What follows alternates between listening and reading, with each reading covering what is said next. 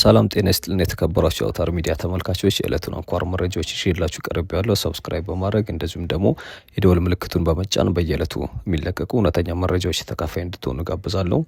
ዛሬ ከምንመለከታቸው የአንኳር መረጃዎች መካከል የኢትዮጵያ ሰብአዊ መብቶች ኮሚሽን ሪፖርት አውጥቷል፣ ስለ አርሲው ጥቃት የተመለከተ ማለት ነው። በሌላ በኩል ደግሞ ኤርትራ ደብዳቤ ጽፋለች ጽምዶን በተመለከተ።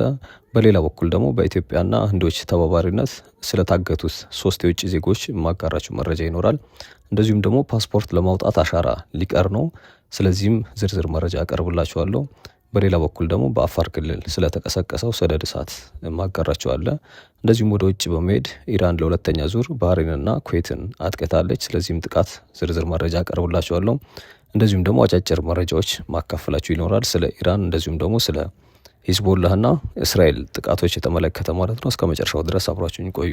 ወደ ዝርዝር መረጃዎች ከማለፋችን በፊት በመጀመሪያም የኢትዮጵያን የማክሮ ኢኮኖሚ ማሻሻያ በተመለከተ አንድ መረጃ አለኝ። ከዚህም ጋር ተያይዞ እንደሚታወቀው የውጭ ባንኮች ወደ ኢትዮጵያ እንዲገቡ ፍቃድ ተሰጥቷቸዋል።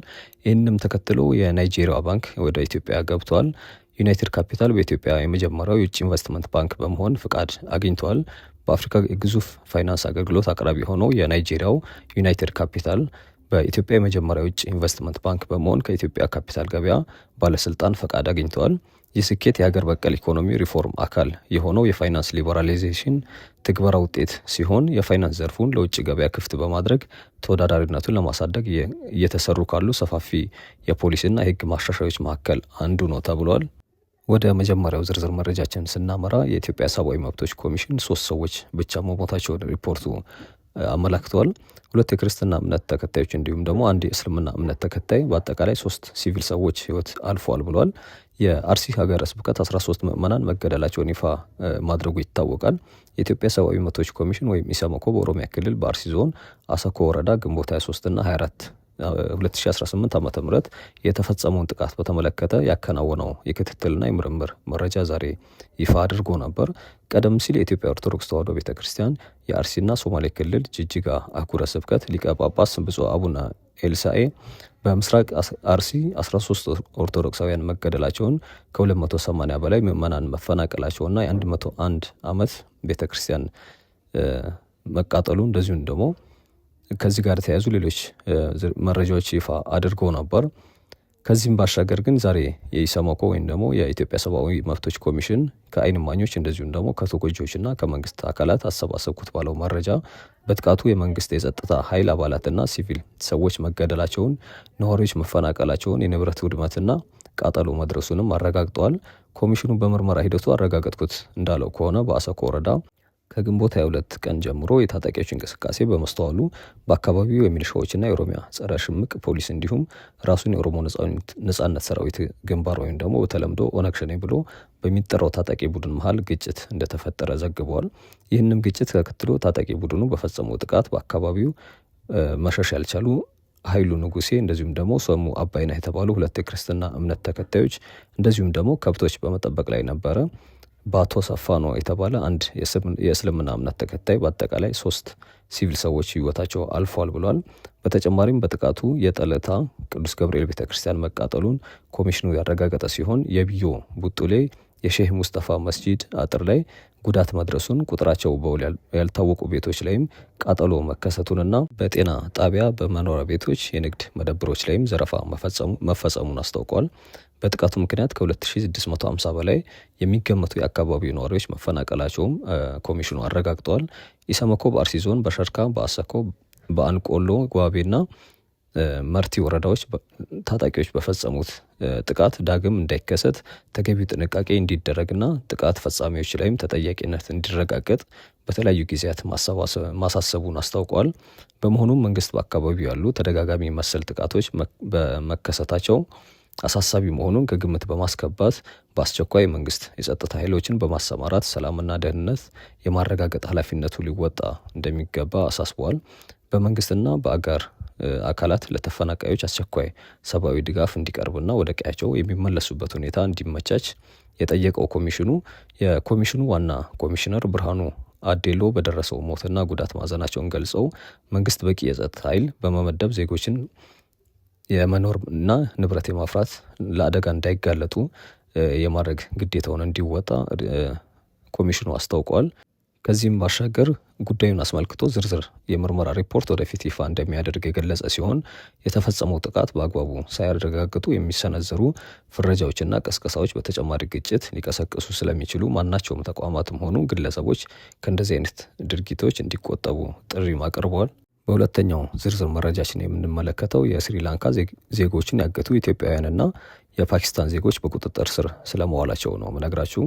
በኢትዮጵያ የስሪላንካ ኤምባሲ ተወካይ ግንቦት 15 2018 ዓ.ም ለስራ ወደ ኢትዮጵያ የመጡ 3 ዜጎች እንደተሰወሩና ስሪላንካ ከሚገኙ ቤተሰቦቻቸው ተደውለው እያንዳንዳቸው $300,000 እንዲከፍሉ መጠየቃቸውን ግንቦት 18 2018 ዓ.ም ለቦሌ ክፍለ ከተማ ፖሊስ ዋና መምሪያ ሪፖርት አድርጎ ነበር። በአዲስ አበባ ፖሊስ የወንጀል ምርምር ምክትል ጠቅላይ መምሪያ ወንጀል ፈጻሚዎች በቁጥጥር ስር ለማዋል የክትትል ምርመራ ቡድን በማዋቀር ወደ ስራ እንደተገባና ፖሊስ ከሌሎች የጸጥታ ጉዳይ ከሚመለከታቸው አካላት ጋር በመቀናጀት በቴክኖሎጂ በመታገዝ ባሰባሰበው መረጃ 3ቱ ግለሰቦች በሰሌዳ ቁጥር ኮድ 2C40463 አዲስ አበባ በሆነች ሱዙኪ ዲዛይር መኪና ከኤርፖርት ተሳፍረው መሄዳቸው አረጋግጠዋል። የክትትል ቡድኑ አባላት አሽከርካሪው ጨምሮ 2 ኢትዮጵያውያንና 4 የፓኪስታን ዜግነት ያላቸው 6 ወንጀል ፈጻሚዎች በቁጥጥር ስር መዋሉን አረጋግጠዋል። ወንጀል ፈጻሚዎቹ 3 የስሪላንካ ዜጎች በሻሸመኔ ከተማ ቡቄ ቀበሌ ልዩ ቦታው ደራርቱ ሆቴል ጀርባ አንድ መኖሪያ ቤት ውስጥ አንድ ክፍል ውስጥ ተዘግቶባቸው እንደተገኙ የአዲስ አበባ ፖሊስ ዋና ጠቅላይ መምሪያ አስታውቆ ምርመራው አጠናክሮ መቀጠሉን ገልጿል። ወንጀል ፈጻሚዎቹ በቁጥጥር ስር ለማዋል በተሰራው ስራ የብሔራዊ መረጃና ደህንነት አገልግሎት፣ የፌዴራል ፖሊስ የኢንፎርሜሽን መረብ ደህንነት አስተዳደርና በኦሮሚያ ፖሊስ ዋና ጠቅላይ መምሪያ የሻሸመኔ ከተማ ፖሊስ መምሪያ እንዲሁም የአዳማ ፈጣን መንገድ ኢንተርፕራይዞች ከፍተኛ ድጋፍ ማድረጋቸውን የአዲስ አበባ ፖሊስ ዋና ጠቅላይ መምሪያ ገልጾ ለተቋማቱም ምስጋናውን አቅርቧል። ሌላው መረጃችን አሻራ መስጠት ሊቀር ነው ተብሏል። ለፓስፖርት በአካል አሻራ መስጠት ሊቀር እንደሆነ ነው የተዘገበው። ዜጎች ፓስፖርታቸውን ቤት ሆነው መጨረስ እንደሚችሉ ነው የተገለጸው። የኢሚግሬሽን ዜግነት አገልግሎት ተገልጋዮች ለአሻራ በአካል በመገኘት ሳያስፈልጋቸው የፓስፖርት አገልግሎትን በኦንላይን ብቻ በማግኘት ፓስፖርት የሚያገኙበትን መንገድ እንዳመቻቸ ነው የተገለጸው። የተቋሙ ዋና ዳይሬክተር ወይዘሮ ሰላማዊት እንደገለጹት አዲሱ አሰራር ለመተግበር የፓስፖርት ሲስተሙ ከፋይዳ ዲጂታል መታወቂያ ጋር የተቀናጀ እንደሆነ ነው የገለጹት። ይህም ዜጎች በፋይዳ ላይ ያለውን መረጃ በቀጥታ በመጠቀም ከቤታቸው ሳይወጡ ፓስፖርታቸውን በእጃቸው እንዲያገኙ ያስችላል ተብሏል። በተጨማሪም በኦንላይን ምዝገባ ስም የሚፈጸሙ ማጭበርበሮች ለመከላከል አንድ ሰው ከአንድ ቦታ ሆኖ ከ10 በላይ ሰዎችን መመዝገብ እንዳይችል ጥብቅ የቁጥጥር ስርዓት መዘርጋቱንም ነው የገለጹት። ሌላው የዕለቱ አንኳር መረጃ የነበረው በአፋር ክልል ሰደድ እሳት መነሳቱ የተዘገበበት ነው የነበረው። በአፋር ክልል በራህሌ ወረዳ ዳትጋርብ ጫካ ውስጥ የሰደድ እሳት መነሳቱን ወረዳው አስታውቋል። የአደጋው መንስኤ እስካሁን ድረስ እንዳልታወቀ ነው የተገለጸው። የእሳት አደጋ ሰራተኞች በስፍራው ባለመኖራቸው ምክንያት አደጋው መቆጣጠር እንዳልተቻለም ነው የተዘገበው። ሌላው ዝርዝር መረጃችን ደግሞ ኤርትራን የተመለከተ ነው። ኤርትራ ስለ ጽምዶ ደብዳቤ ጽፋለች። ኤርትራ ጽምዶ በህዝቡ የመጣ እንጂ በመሪዎች አይደለም ስትል ደብዳቤ ለተባበሩት መንግስታት ድርጅት ልካለች። ኤርትራ ለተባበሩት መንግስታት ድርጅት ዋና ጸሐፊ የላከችው ደብዳቤ ምስጋና በማቅረብ የጀመረ ሲሆን ከፌዴራል መንግስቱ እውቅና ውጪ በኤርትራና ትግራይ ማህበረሰብ ላይ የተመሰረተ ከ1 ዓመት በላይ ተከታታይ የህዝብ ለህዝብ ውይይት፣ የማህበረሰብ ውይይቶች፣ የባህል ልውውጦችና በራስ የመተማመንን የሚያጎለብቱ ተግባራት ወይም ጽምዶን ሰላም ወይም ደግሞ በአማርኛ ትርጓሜው መተሳሰብ ለሰላም በሚል ሀገር በቀል መሪ ቃል መጀመሩን ነው የገለጸው። ይህ ህዝባዊ ዘመቻ እምነትን መልሶ ለመገንባት፣ ማህበራዊ ትስስርን ወደ ነበረበት ለመመለስና በአመታት ግጭትና መለያየት ህይወታቸው እጅጉ የተጎዳ ማህበረሰብ ግንኙነት ለማጠናከር ያለመ ነው ብላለች። የጽምዶ ጠቀሜታ በእንቅስቃሴው ላይ ብቻ ሳይሆን በኦርጋኒክና በአካባቢው ባለቤትነት ላይ የተመሰረተ እንደሆነና በራሳቸው የማህበረሰቡ አባላት የሚመራ በዋናነት በጋራ ድንበሮች የሚኖሩ የሀገር ሽማግሌዎች፣ ወጣቶች፣ ሴቶች እና ቤተሰቦች ውይይትና ቀጥታ ሰብአዊ ተሳትፎ በመግባባት ፈውስና አብሮ መኖርን ለማሳደግ የጋራ ቁርጠኝነትን የሚያሳይ ነው ብላለች። በባህላዊ እሴቶች በመከባበርና በጋራ ኃላፊነት በተመሰረቱ ተግባራዊ እርቅን እንዴት ማሳደግ እንደሚቻል የሚያሳይም እንደሆነ ነው የተገለጸው።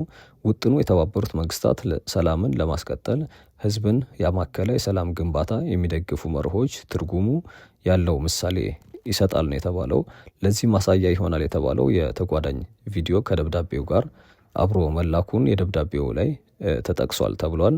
ከዚሁ ከኤርትራ ሳንወጣ ዛሬ የኤርትራው ፕሬዝዳንት ኢሳያስ አፈወርቂ ለ3 ቀናት ይፋዊ የስራ ጉብኝት ካይሮ እንደገቡ ተዘግቧል።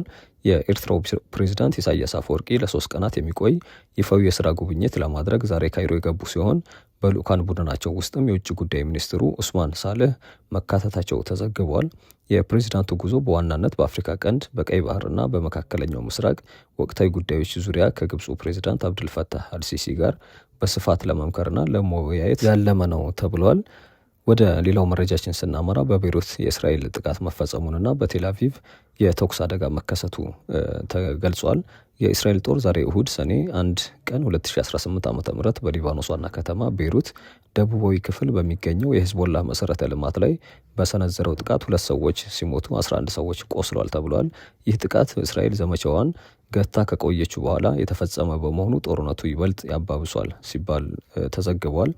በሌላ በኩል ደግሞ ዛሬ በሰሜን ምስራቅ ቴል አቪቭ በተፈጸመው ፖሊስ የሽብር ጥቃት ብሎ በገለጸው የተኩስ አደጋ ቢያንስ 1 ሰው ሲሞት 5 ሰዎች ደግሞ ቆስሏል ተብሏል። ስለ ጥቃቱ እስካሁን ድረስ ሂዝቦላህ ኃላፊነቱ እንዳልወሰደ ነው የተዘገበው። የመጨረሻው መረጃችን ኢራንን የተመለከተ ነው የሚሆነው። ኢራን ለሁለተኛ ጊዜ ኩዌትንና ባህሬንን መደብደቧ ተዘግበዋል። ቴህራን ዩናይትድ ስቴትስ ቀሽም ግዛት ላይ በቦምብ ቃጠቃች ከሰዓታት በኋላ ሁለቱ ሀገራት ኢላማ ያደረገ ጥቃት በኢራን በኩል እንደተፈጸመ ነው ይታወቃል።